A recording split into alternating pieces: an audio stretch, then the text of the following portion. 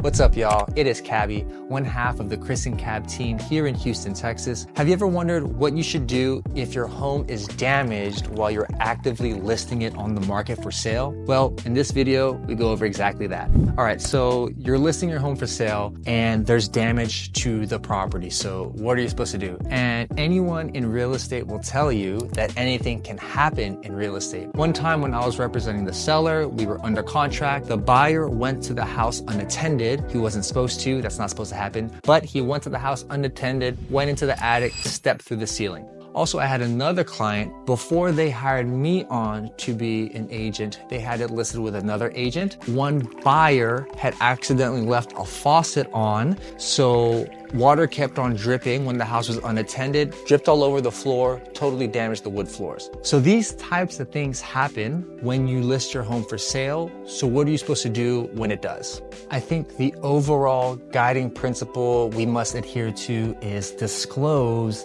and document. Now, if something like this happens, you definitely want to disclose this to any potential buyer, and especially if you're already under contract with a buyer. This is to not only avoid potential lawsuits, but it's just the right thing to do.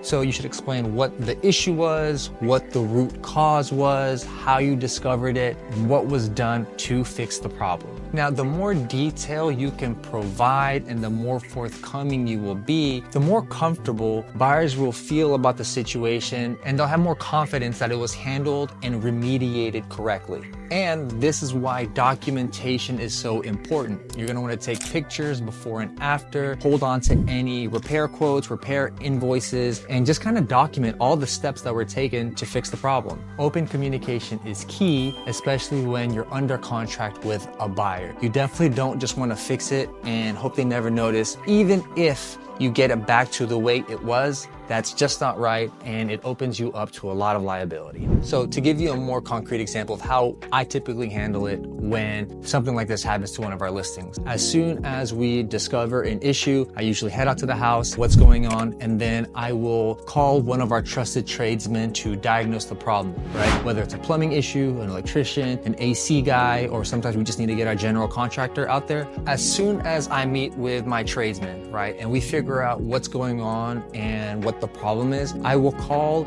the buyer's agent and tell them exactly what's going on. See, I like to wait until I have all of the facts, right? Not only the problem, but why it happened and what we're gonna do to fix it and why that's going to fix the problem. I like to lay out all of this information at once. That way, the buyer's agent and the buyer can have some sort of confidence that yes, this problem is going to be fixed quickly and it's gonna be fixed properly. See, sometimes if you tell the buyer that, hey, there's something wrong before you have the solution, I feel like that just gives the buyer and the agent time to worry and let their mind kind of spiral, right? So what I usually do is, again, I meet my tradesmen out there and we diagnose everything and come up with an action plan. And usually this is within 24 hours of us discovering the problem. Not only do we want to act quickly to minimize future damage, but again, we don't want to delay in disclosing all of this information to the buy side. So it's important that we figure out what's going on quickly. Now, of course, like after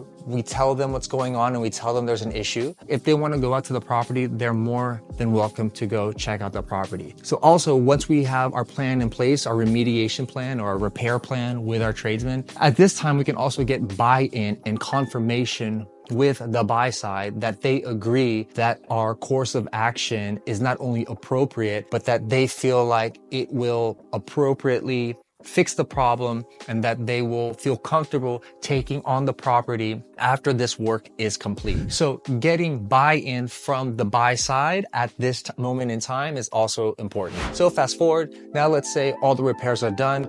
We definitely invite the buyer back out to inspect it, make sure everything is to their satisfaction. And often this might happen a few weeks before closing. So if there's still some more time before closing, right before we close, the buyer still gets another opportunity to do their final walkthrough. Again, not only look at that specific issue that we had discussed earlier, but everything all around the house to make sure that the house is in an acceptable condition before they sign the closing papers and take possession. So that's my process, at least, for handling issues if there are damages while you're listed actively on the market. Hopefully that helps. Hopefully, you'll never have to go through that, but if you do, at least now you have a plan in place. If you have any other questions about real estate, especially real estate here in the Houston market, we'd love to hear from you. Drop your question down in the comments or email us at hello@ChristianCab or DM us on Instagram at ChristianCab. That is our most active platform. Again, we'd love to hear from you.